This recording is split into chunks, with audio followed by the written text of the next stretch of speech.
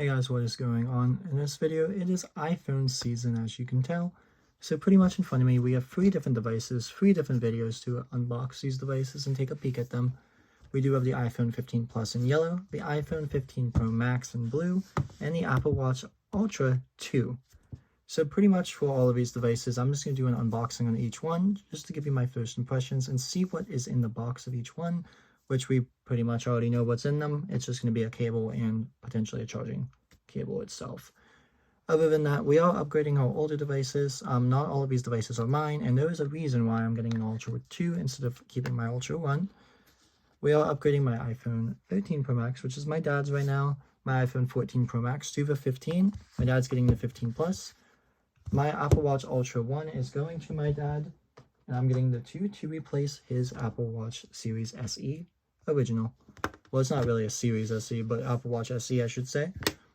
But yeah, other than that, this video, I'm going to primarily focus on my phone first, as I do need to set it up first in order to go through a couple of different things. So I'm going to place these 2 devices right up here and let them sit in the background. Taking a look at the box of the 15 Pro Max, it's kind of typical Apple packaging with the pull tabs and everything like that. Top and bottom pull tabs, iPhone on the right, Apple logo, iPhone, picture of the device on the front. Not much with the box has changed, except one major thing is going to be this detail, USB-C charging cable.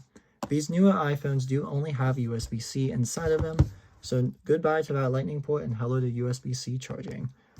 But yeah, other than that, let's go ahead and take a crack at it. Backhand, go ahead and pull the 2 pull tabs off, and we should be able to get her open.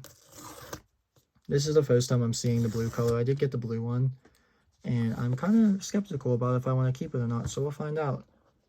Lifting the lid right off, there is the blue iPhone 15 Pro Max.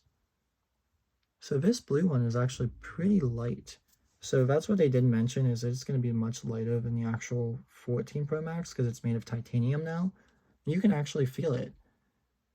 It is kind of like, I don't see this as a blue because like comparing it to the 13 Pro Max blue, of course it's a lighter one and stuff, but like, I do actually kind of find it interesting with like the color schemes that they have going on around the cameras, which I know a lot of people have been mentioning that recently. I am filming this off my iPad Pro that I bought last year, so you're going to see the camera focus in and out by itself. Yeah, comparing the 2 devices, I'm going to put them on top of each other while the screen is being protected. Power buttons are in the same exact spot. 5G antennas around the phone. The major thing you're going to see on the left-hand side with these new phones, with the 15s, is this is called an action button now. Kind of similar to the Apple Watch action button, where you can set it to custom commands and stuff, but you can actually set it to do what you want now. Volume up, volume down did not change. And on the bottom, that USB-C port is very different, of course, if you used an iPhone before. But now it's on par with the iPads, at least the newer iPads with no home button on them. Taking a look at what else is in the box. Inside of here, you're not going to see any SIM card tray removal tools, as there's no SIM card slot anyway. It's all eSIM still, regulatory, and a small little Apple sticker, which I wish they matched it with the color of the phone for $1,200, but, you know, whatever, I'm not them. A braided USB-C to C, like, I almost said lightning cable, I'm so used to that. Braided USB-C to C cable itself to charge the phone. No brick in the box, of course, but Apple recommends using a 20-watt brick or higher in order to actually charge and utilize this device to the full capacity. I did buy this phone through Apple itself, and it did ship to me from China actually today, overnighted, directly on release day. But yeah, other than that, let's go ahead and do the peel and reveal the screen. There's not going to be very many differences between them on the front side of things, at least, besides my old one is smudged up because of course I used it, to this new one itself, as the screen itself is the same dimensions and everything of that nature as well. But yeah, let's go ahead and get it turned on and see what it looks like, I guess. So inside of this phone itself, it does have the A17 Pro chip inside of here. It also has that action button, like I said, USB-C. You can actually connect external devices now to it to record video on. It's just kind of a pro gamer moment for this phone itself. Sliding up on the phone to go ahead and start initiating the setup. Select English, United States.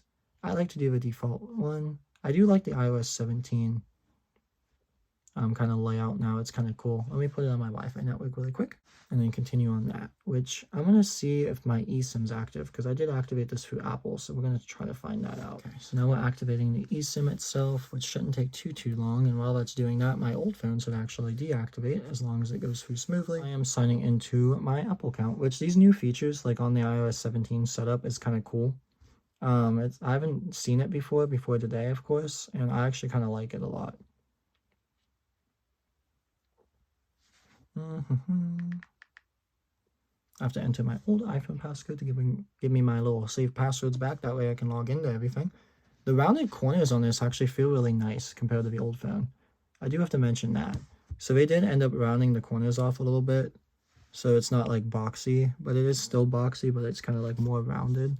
So it's not as actual like stabby in a sense, if that makes sense at all. So here's the action button customization tools. Let's go ahead and hit customize. So you can go from silent mode, focus, camera, flashlight, voice memo, magnifier, create a shortcut accessibility or no action, which I don't know why you would do that. I kind of want to do it as flashlight. I feel like that would benefit me a lot. Emergency SOS, of course, is built in with crash detection, emergency SOS via satellite, and you can press and hold for emergency SOS.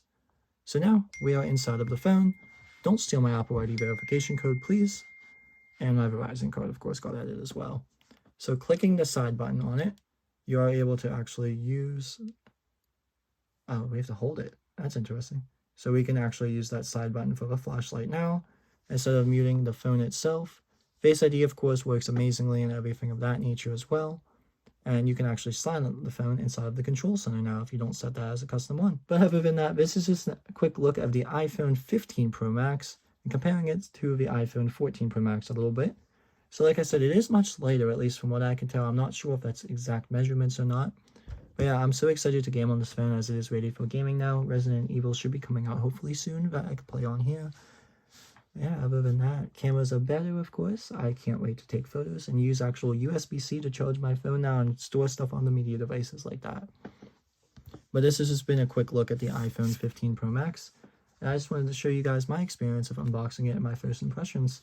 But yeah, if you wanted to go watch my other videos, the iPhone 15 Plus should be next, and then my Apple Watch will be after that. But yeah, other than that, you guys, see you soon. Thanks for watching. Bye now.